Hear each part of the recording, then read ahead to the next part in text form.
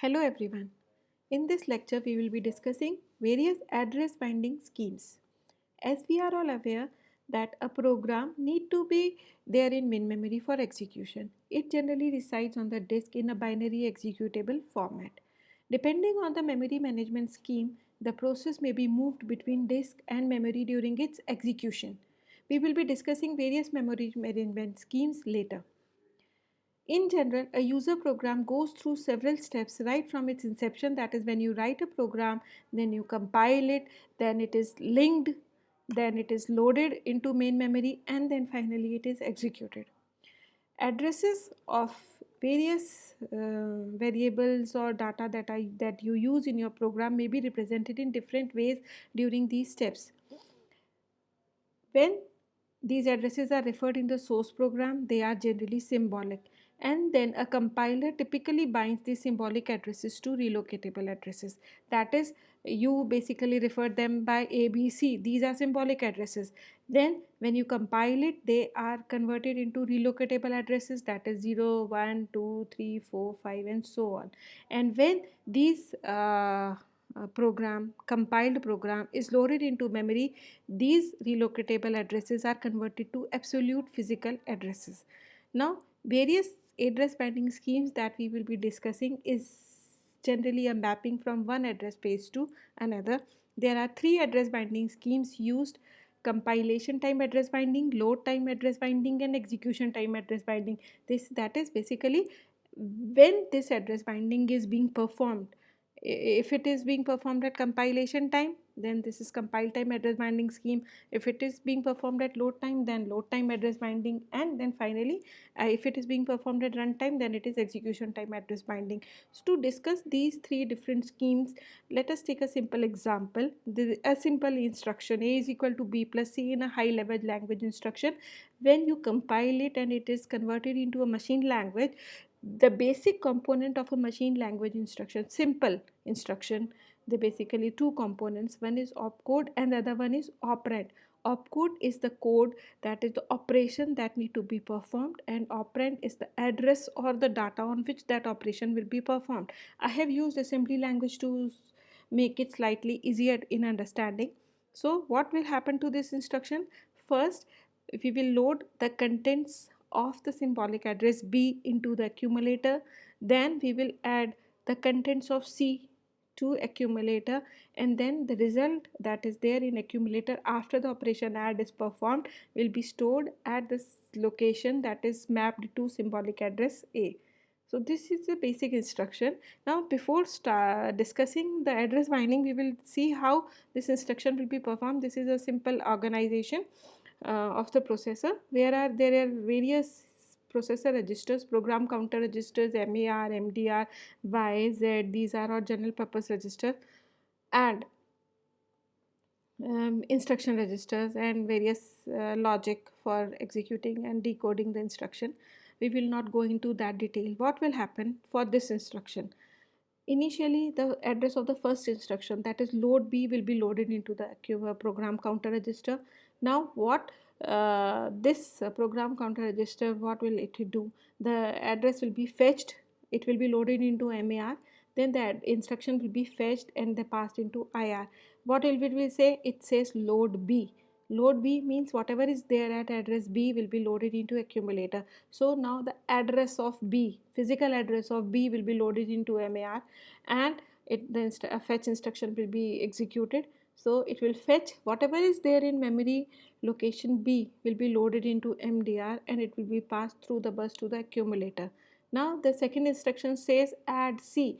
So first the address of C will be loaded into MAR, then the contents of C will be fetched from memory and loaded into MDR, and through register Y it will be passed to ALU. ALU में add operation perform होगी and the result will be stored in the ALU register Z. Now what will happen? Again it say store C. So the address of C will be loaded into MAR. The value of the sum of B plus C that is there in Z will be loaded into MDR, and a write instruction will be executed, and whatever is there in MDR will be written onto the address that is specified in MAR. So in this way this instruction will be executed. Now what happens in compilation time address binding? When you compile a program, compiler is aware of the physical location of that particular process in main memory. So the operating system tells the compiler the address from where this process will get space in main memory. So when you compile a program, what will happen to the instructions we will see? Suppose the compiler gets the memory location 100. The first instruction will be stored at location 100, and then the second location will be 101, 102. Now what it will do, the symbolic addresses BCA will be uh, exchanged with absolute addresses, that is 103 for B, 104 for C and 105 for A. So these symbolic addresses are converted to absolute addresses. Now so what, this is compilation time address binding. Now what will happen, suppose after one day or after some time you wish to execute the same program again. Now suppose at this particular instant the memory location 100 is occupied by some other program. What will happen, when you execute this program you will get junk data. So you need to recompile the program because you need to know the actual addresses of A, B and C. So you need to recompile the program. Now the compiler get memory location 250. So what will be the compiler do? Compiler will replace 250 B with 253, C with 254, D with A with 255 and so on. So every time you execute a program, to get correct result, mostly you need to recompile the program so that you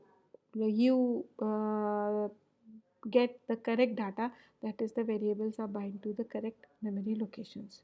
So this is compilation time address binding.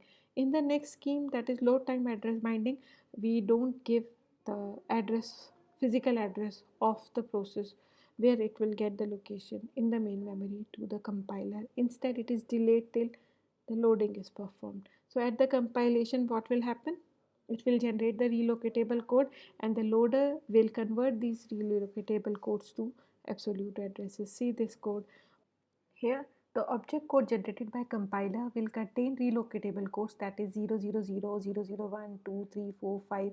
B is where B is referring to location 3, location 4 is mapped to C and 5 to A. Same, simple. Now when the loader gets the turn to load this program into memory, it will ask the operating system where is the physical location. So if it gets 250, then what will loader do? While loading, it will replace 003 with 253, 004 with 254, 005 with 255 and so on. So loader is basically replacing the relocatable code to the absolute locations. So you need not recompile the program every time. Whenever the loading is performed, whatever is the free address available, it will be given to the loader and loader will start loading the program from there. But load time address binding does not permit compaction scheme to remove fragmentation that we will be seeing later. Mm, but in compilation time and load time address binding schemes, logical addresses and physical addresses are same. The next is runtime address binding or execution time address binding schemes. In this scheme, binding is delayed until runtime. So here the relocatable addresses are never replaced with physical addresses.